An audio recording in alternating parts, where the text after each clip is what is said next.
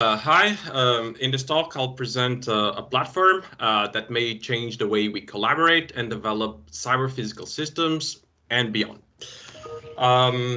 Before the technical part, let me introduce the project that leads to this platform and how you may be able to join us. HUBCAP is an EU project. It started last January and is coordinated by Aarhus University and encompasses this network of digital innovation hubs, SMEs, universities, companies from different countries. And we develop joint efforts to provide a one-stop shop for EU SMEs who provide or want to adopt model-based design techniques in the process of developing cyber-physical systems. In the offering, we expect the network of digital innovation hubs to provide access to digitalization advances and routing of capabilities to their local SMEs and institutions in their environment. We have some seed FMEs, which are already populating the collaboration platform. We have a palette of experts in model-based design, beyond the collaboration platform that I will talk about later, you may be interested in applying to some of our open calls. The project, the project has 3.2 million to distribute to SMEs. So if you are or you know a EU-based SME that may be interested, please pass the message.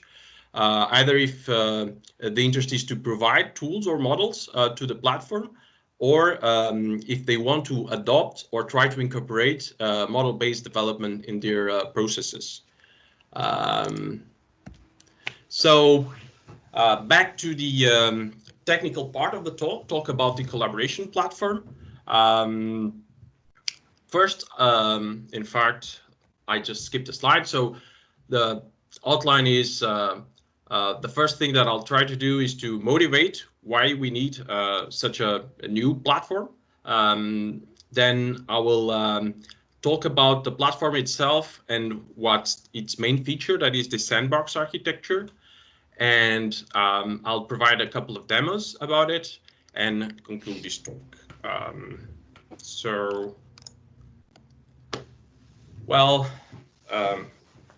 Why would we need such a platform, right? And it looks like on my page down just always skips 2 slides. Sorry for that. So why do we need it? Indeed, the main message is there's a barrier that kind of prevents SMEs to adopt this technology. And it's not only SMEs. So if you try to develop a cyber physical system using model-based design tools and models, you will encounter this challenge. That is, you have to use multiple tools to develop multiple models or different facets of your system, and then there's no one size fits all approach in this process. And you can imagine the number of problems that only combining tools already pose. So this is both evidence from the practical domains, or when you apply this in practice, but it's also what theory says, and it's an outcome of the previous EU INTO-CPS project, where the motto is combine multiple tools in the development of cyber physical systems. And in the case of the INTO-CPS application, a lot of the case studies involve combining continuous models and discrete models for controllers, using different tools like Overture, 20Sim, OpenModelica, Architester that provided tests, and these tools generated simulation units that then are jointly simulated to provide behaviors of the whole system. But if this was not enough, indeed,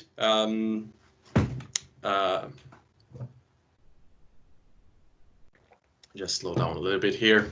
So I'll make the argument a bit more precise by using a small typical example of what could happen in like kind of the SME that an SME near to you.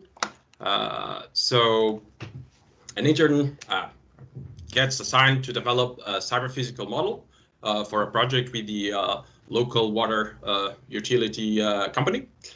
And he goes to his supervisor, right? And he says, okay, I was given this assignment, like kind of how should we proceed? And usually the supervisor or a supervisor could just say, okay, oh yeah, we did something like that some time ago, just go and reuse it. And he provides some links, and here goes our intern, and he gets like kind of flooded like kind of with all these kind of models for the discrete controller of a valve, then like kind of the continuous model of the hydraulics of the system, and eventually he may think, okay, indeed this matches my example, so I have an upper and a lower tank.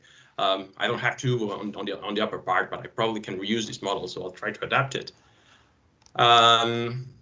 But yeah, so that was the dream. The reality is a bit different. So just to try to install like kind of the tools that supported the model, if it is a reuse case and this model is not currently maintained, eventually you may find that some of the libraries that like kind of the tool or the model requires were deprecated.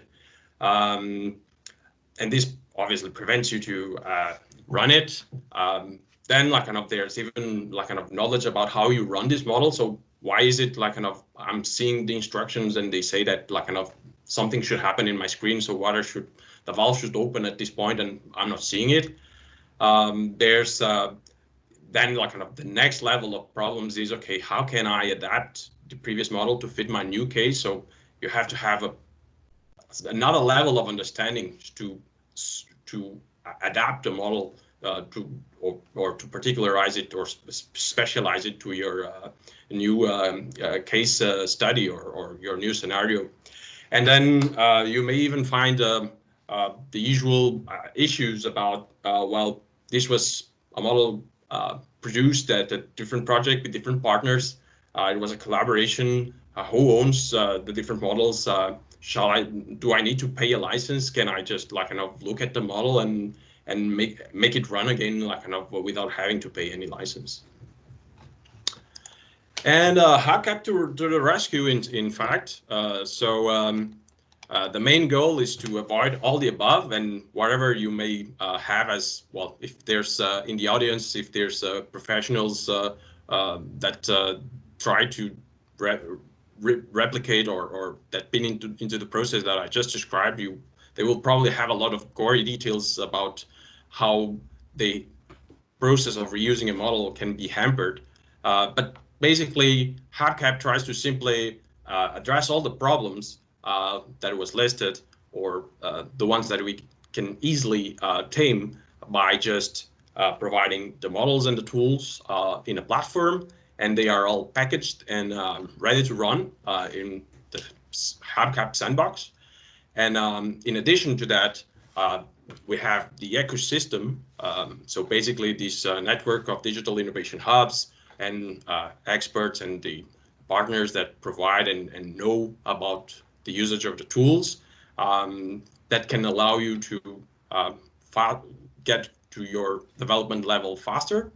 And it also has a motto that like kind of what is in the platform should be pay as you go. So you should not be paying a big license before you experiment with the model, and then you check if indeed it adapts to your problem. And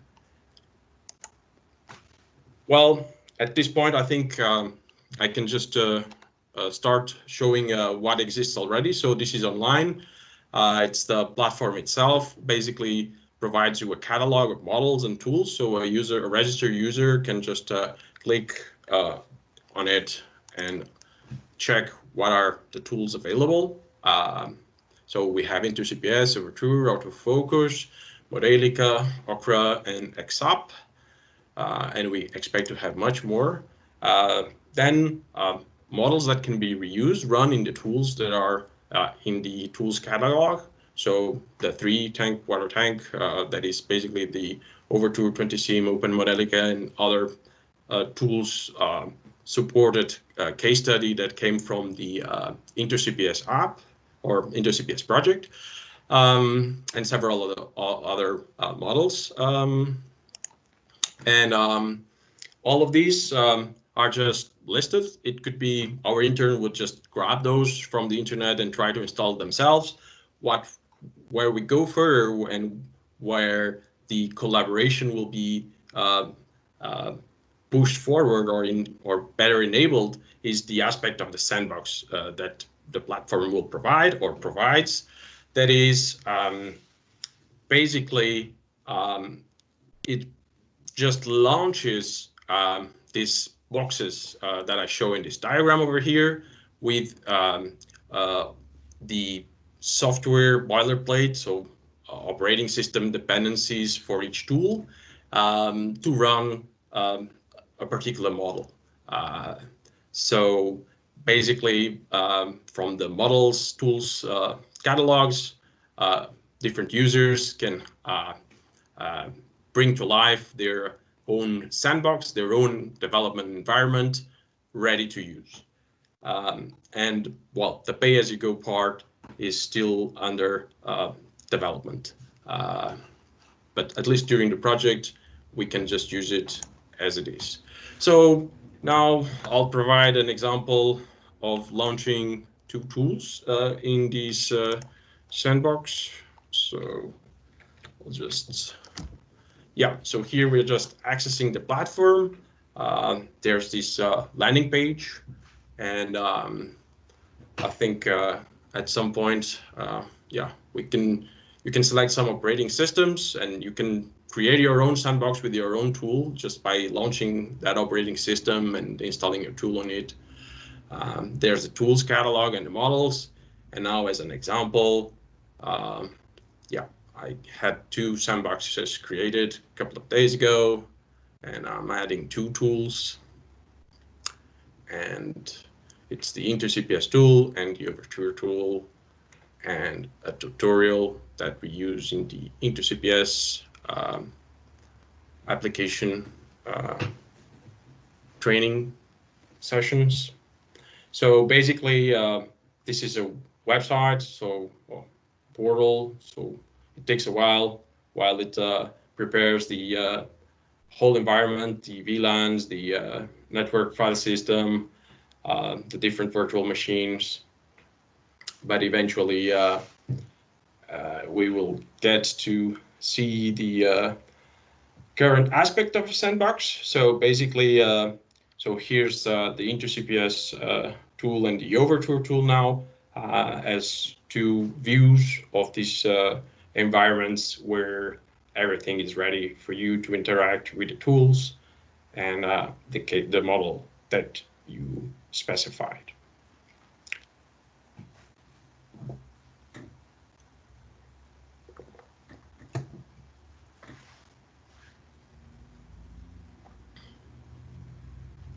Okay, so let me just move these back. Yeah. So basically what we saw was indeed the launching of one of these boxes with a dedicated VLAN, 2 virtual OSs or 2 Linux machines, one with the INTO-CPS, one with Overture, and in fact they share one model, that is the tutorial one for the INTO-CPS tool that has a submodel for Overture. And that's not just it. It's not just like kind of software ready to use. It's also like kind of this new paradigm, or what we expect to be a revolution in how you cooperate. So glimpse of that. Sorry for the clumsiness, but the sandbox is it's a prototype. It's running live, but not usable yet. We assume it will be later this year. But Here would be our intern looking at the INTO-CPS example for the water tanks. He's inspecting the, checking it if like kind of it would fit his local water utility company case study. He eventually discovers that there's an associated overture model, and in fact he launched it. But yeah, he launches the tool. He gets the welcome page. He at some point like kind of it gets a little bit like kind of lost because this tool is not in his usuals. So he goes back to the example. He interacted with the INTO-CPS tool at some point. So he will try to inspect what is the currently being plotted about this co-simulation of this 3 water tank system. Yeah, well, he's running the tool in a sandbox that runs Linux, and somehow to visualize it, he needs to have the COE launched externally to allow the wine subsystem to take over. But eventually, he runs the tool, and yeah, everything was ready just to run. That's the neatness of the sandbox. It's not that you need to install the tool and its dependencies or its special script when it's running in Wine. But yeah, so eventually he checks the behavior. He would expect that the water in the bottom tank would always be between the 2 loops. And he's well, just checking the behavior if everything works as it should. So plotted like there's a blue line, what's the level at the bottom tank, and eventually when the water goes next to the top loop in the bottom tank, he would expect to see a decrease in the curve. Well, yeah, the behavior is as expected. Our intern is happy to accomplish his task, but he needs to see the source of the controller. He knows it's in Overture, but he's a bit unaware on how to see that. It's a requirement of the water utility that he needs to have access to the source code to, I don't know, make sure that everything is according to standard. So he invites Prasad. So Prasad is a colleague. He knows a lot about Overture. Prasad now has access to these sandbox. And here comes Prasad. So Prasad is in the browser on the left, well, for the demo. So he sees that Hugo has 2 virtual machines. He goes directly to the Overture. He knows he wants help with it, and he just says somehow the instruction: if you want to load a project in Overture, you just follow this path. And for the particular case study, you can go to the network file system. You get to the models folder in the INTO-CPS project.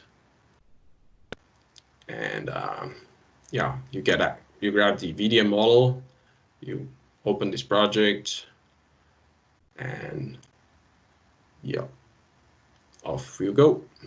Yeah, so Prasad is interacting with the sandbox on the left-hand side on a different machine. A sandbox is located in Italy currently, and Hugo is seeing it in his computer at home or at work.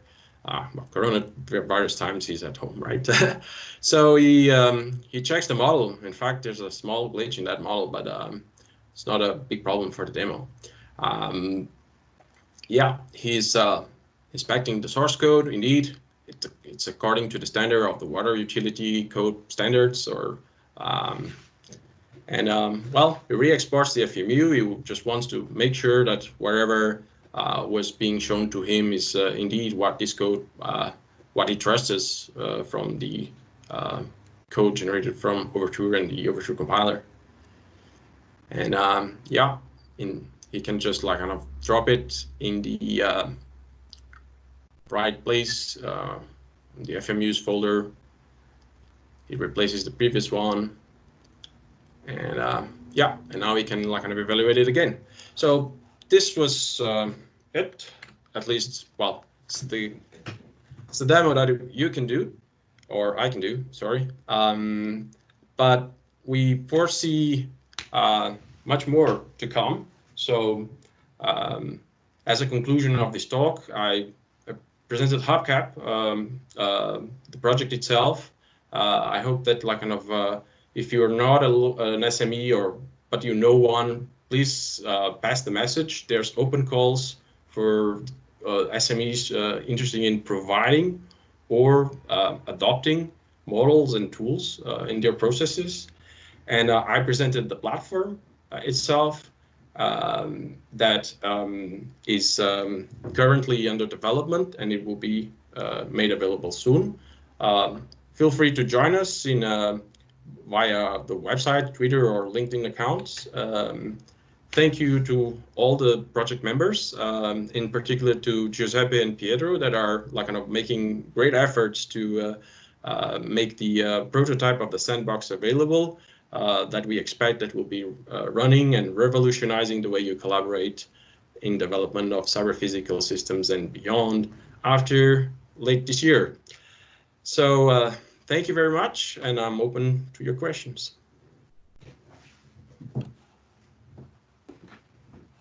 So any questions to the demonstration that Hugo have made here? Note that I'm recording it, so be aware of that. But comments and questions are welcome.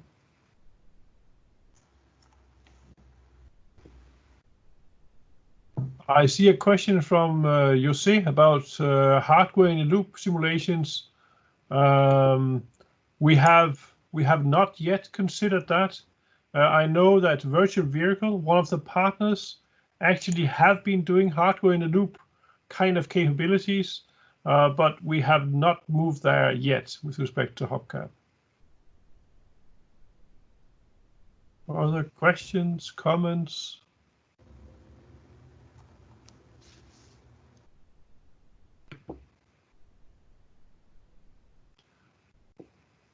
If not, Frank, do you want to take over the screen?